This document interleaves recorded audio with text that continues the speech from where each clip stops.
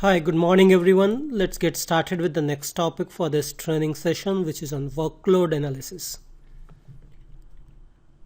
Okay, so basically we will be looking about the performance bottlenecks in this chapter and the ways to analyze the performance issues. So here you can see that system bottlenecks could be because of the hardware. In the hardware, it includes CPU, the RAM, the IOs, the network, and it could be because of the configuration, basically the memory, the buffer, the configuration and process configuration is not tuned properly. Okay, so next thing is a long running programs. That is the unnecessary functionality, non-optimal implementation, basically the technical implementation, for example, the database indexes, table buffering, ABAP coding. Okay, then in the long running program, it includes logical implementation, that is non-optimal use of SAP standard functionality. Long running program may cause system bottlenecks, and system bottlenecks may cause long running programs. So it's a, you can say, catch 21 situation where if you have system bottlenecks you will have long running programs, and if you have long running programs you will have system bottlenecks. Okay, so there comes the basis part, basically the tuning activities. You need to optimize the system parameters, that is R3 parameters, for example, for memory management, database parameters, for example, for database buffer sizes, operating system and network parameters. So these are the three different layers at which you need to tune the parameters. Next thing is you need to optimize the disk layout just to make sure that you are balancing the IO. Okay, next is the optimization of workload distribution. That is, you need to make sure that there are enough number of work processes, the background jobs, that is background work processes, and log on groups, they are doing an optimal distribution of the load.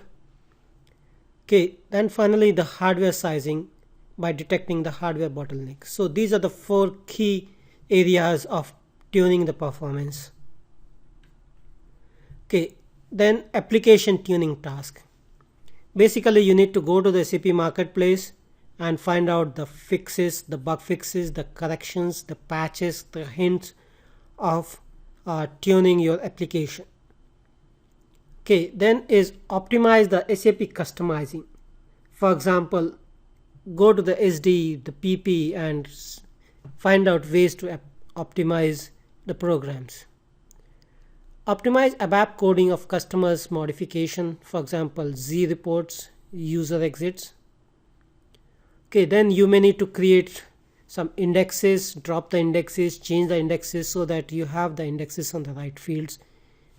Okay, then design table buffering, that is identify which tables requires buffering, what type of buffering those tables require, whether you need to buffer the entire table or you can buffer a particular key field, or you can buffer the generic fields. Okay, this is showing you an overview of the multi-tier client server architecture. So at the top layer you can see the presentation layer where you have your PCs and the monitors and your laptops, your iPads. Okay, then below that you have your internet facing layer. It could be your ITS, that is transaction server, could be a web server. Behind that is your application server, which is a SAP application server, and below that is a database server. Okay, now let's see the breakup of the response time when you are connecting from the presentation layer, that is from your PC when you are trying to access a particular transaction in SAP, how much time it takes. Okay, so we need to see before we access a particular transaction, there is a wait time involved depending on how much your work process is loaded. Say for example you have 20 work processes and all of them are loaded, then there will be a wait time till any of process is released. So you have the wait queue in memory. Okay, so that is the application layer. Now next is the roll-in time.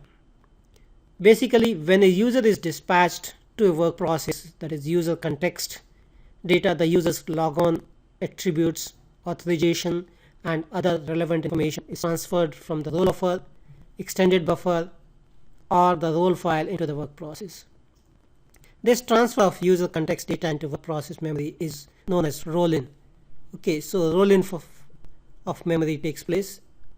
Then next, transaction processing begin once the roll-in happens. So roll-in basically it copies the user's context into the memory. Okay, the context includes things like the logon information. Okay, so let's go to the next slide where we are talking about the next the response time component, which is the database processing.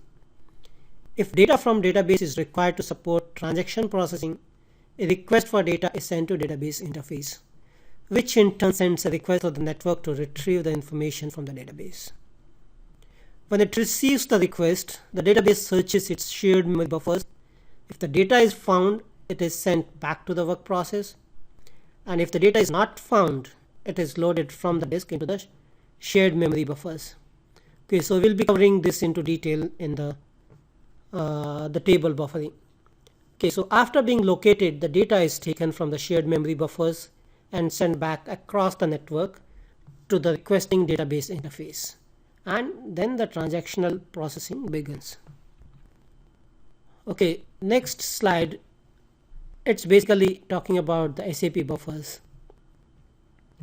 Okay, before accessing the database service, the database interface searches for data in the R3 buffer itself. Okay, so if the data is found in the buffer, data is given from the shared pool buffer, and if it is not found, it is sent to the database.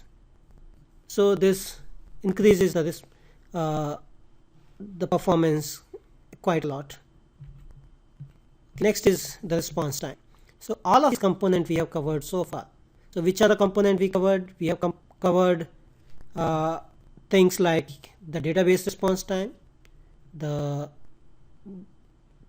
roll-in memory time, the time which is taken by the processor, by the dispatcher, and the time for a shared pool buffer to give the data. So all this combination of all this gives a total response time. Okay, so next is the rollout time. After the transaction finishes and the work process is no longer required, the user context is rolled out of the work process. Okay, this is basically the summary of showing all the different times that we have discussed so far. You can see the initial, which is the wait time. You have the roll-in time. Then there is database request time, and this total is the response time. Okay, so next is the CPU time. CPU time is the amount of time during which a particular work process has active control of the central processing unit. That's the CPU time.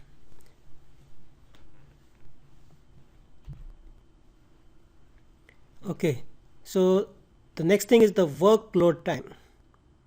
Okay, the workload time statistics include the response time in millisecond. Starts when a user, say this is your user, it is trying to access a transaction which is accessing the database layer.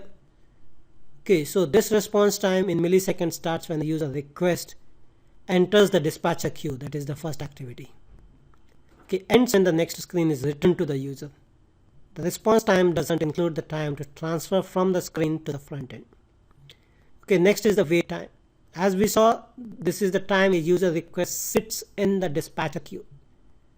It starts when user request is entered in the dispatcher queue and ends when the request starts being processed. Roll-in time in millisecond, that is the amount of time needed to roll user context information into the work process.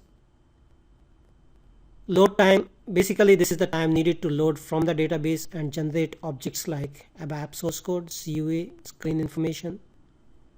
Then you have the processing time. This is equivalent to response time minus the sum of wait time, database request time, load time, roll time, enqueue time. Okay, then we have the database request time, we have the CPU time. Okay, so this is about the workload. Okay, let's go to the transaction ST02 or ST03N, where we will see the workload monitor. Okay, so let's go there. So let me minimize this window.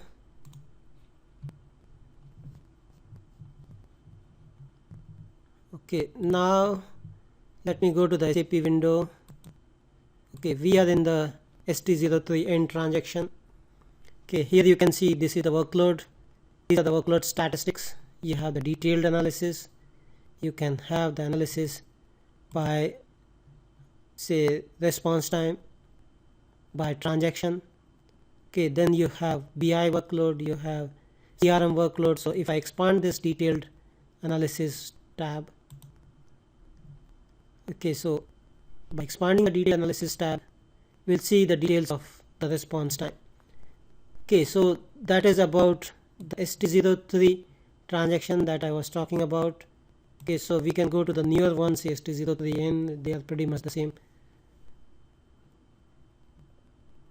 Okay, then here we can see the information like, okay, so let's go to that particular slide. Give me a second. Okay, so what we just saw is the different response time, the dialog time components. Okay, so these are the different things that we have just seen.